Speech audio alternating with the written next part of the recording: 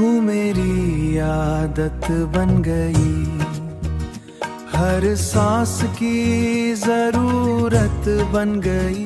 तुझसे दूर रहना मुश्किल, तुझसे दूर रहना मुश्किल। तू मेरी इबादत बन गई। पहले सिर्फ एक ख्वाब था, फिर तू मेरा एहसास बना। अब तू मेरी जिंदगी है, अब तू मेरी जिंदगी है। जो कभी ना खत्म होना, तेरी बातों में खो जाता, तेरी यादों में सो जाता।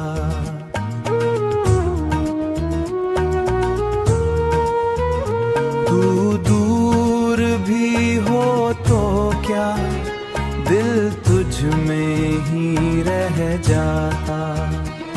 पर एक दिन सा बादल गया,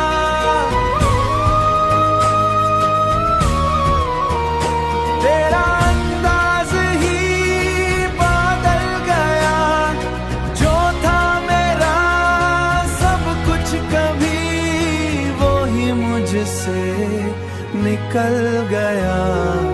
अब भी तेरी आदत है, पर तू साथ नहीं है।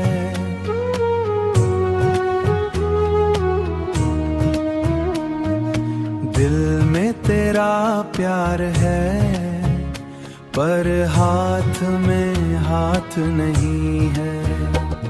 ये इश्क भी अजीब है, जितना मिले उतना कम लगे। तू पास हो तो गम लगे, मैं जी रहा हूँ तेरे लिए। चाहे तू ना समझे मुझे, तू मेरी आदत बन गई। और ये आदत